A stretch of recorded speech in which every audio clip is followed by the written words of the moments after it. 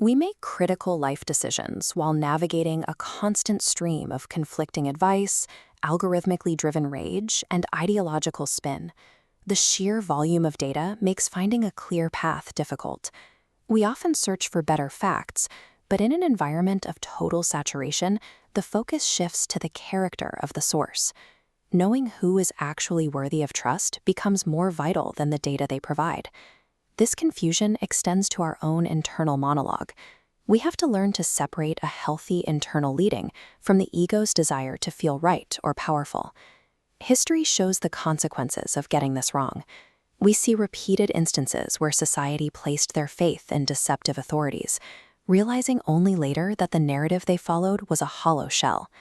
Without a reliable cognitive filter to sort the static, we remain vulnerable to being manipulated by external actors and our own internal biases. Our internal compass is naturally skewed. Even our best intentions often carry a hidden weight of ego or unhealed trauma that pulls our decisions off course. To address this, we can look at two historical models, the hireling and the good shepherd. One exploits the flock for personal gain, while the other prioritizes their long-term well-being. In the ancient world, a shepherd often slept across the threshold of the stone sheepfold.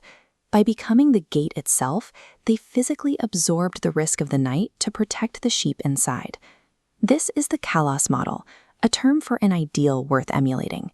It represents a framework of guidance that is noble and consistent, standing in direct opposition to the self-advancing hireling.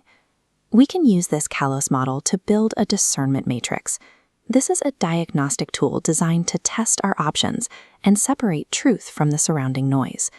Clarity comes when we move past the instinct to simply follow our gut and instead apply a series of objective tests to our choices.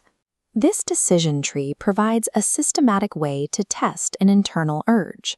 Every choice must pass through 4 distinct gates to be considered authentic. The first gate requires you to look past the loud demands of competition and wealth building. It asks, where is love moving? This filter forces you to reconsider any plan that solely serves your pride. If the decision doesn't move towards selfless service, it likely originates from the hireling within. The second gate tests for universal kindness. If the kindness in your plan is reserved only for your group and denied to others, the decision is discarded. When you ask if kindness is being withheld from a specific group, the mechanism of tribalism, the us versus them dynamic, breaks down. It reveals exactly where a narrative depends on exclusion rather than truth. Authentic guidance does not allow for a selected group to be excluded.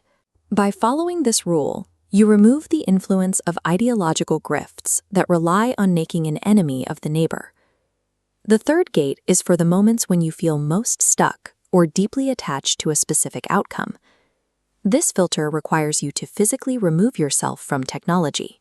To hear a quiet signal, break the dopamine cycle created by constant digital input. In that silence, you ask, what am I not seeing? This is an uncomfortable process. It often leads to the realization that your favorite plan is flawed, or that you were ignoring a risk because you were infatuated with a specific outcome. Nature doesn't have an agenda. It provides a space where the ego's insistent plans lose their volume, allowing for the humility required to see the situation as it actually is. The final gate tests the decision against abiding values. These are the principles that remain constant regardless of cultural trends or political shifts. These values center on the simple requirement to love God, neighbor, and self with your entire being. Any plan that violates one of these 3 cannot be considered authentic. This introduces the 30-30 rule. If a decision seems right in 30 seconds, see if it still feels right after 30 minutes, and then 30 days. You have to wrestle with the choice over time. This deliberate pace is the opposite of the quick-fix marketing plans or self-help algorithms that promise a perfect life in 3 easy steps. Passing through all 4 gates anchors your choices in a logic that outlasts the noise of the moment. It builds a foundation that isn't easily swayed by the next cultural trend. Choosing a path involves a trade-off between effort and clarity. On this chart, The x-axis represents the work you put into testing a decision, while the y-axis shows the resulting clarity. The hireling path sits in the bottom left. Relying on algorithms and ego takes very little effort, but it provides almost zero clarity on the actual consequences of your choices. Authentic discernment is in the top right. It requires high effort and constant questioning, but it results in a level of clarity that simply isn't available to those looking for an easy out. Genuine guidance doesn't shout. It appears only when you are willing to intentionally silence your own desires and wait for the truth to emerge. The work of rigorous discernment doesn't provide an effortless answer, but it ensures your life choices are rooted in something more stable than the loudest voice in the room. For the seeker, this framework replaces vague feelings with a concrete methodology. It provides a way to measure growth and internal consistency. For the pragmatist, this acts as a filter against bad actors. It allows you to quickly identify when a leader's kindness is restricted by an agenda. This process will be frustrating for those who want instant packaged answers. It requires you to sit with the discomfort of not knowing until the testing is complete. The next time you face a major decision, log off, step away from the screens, go outside, and run your choice through these 4 questions.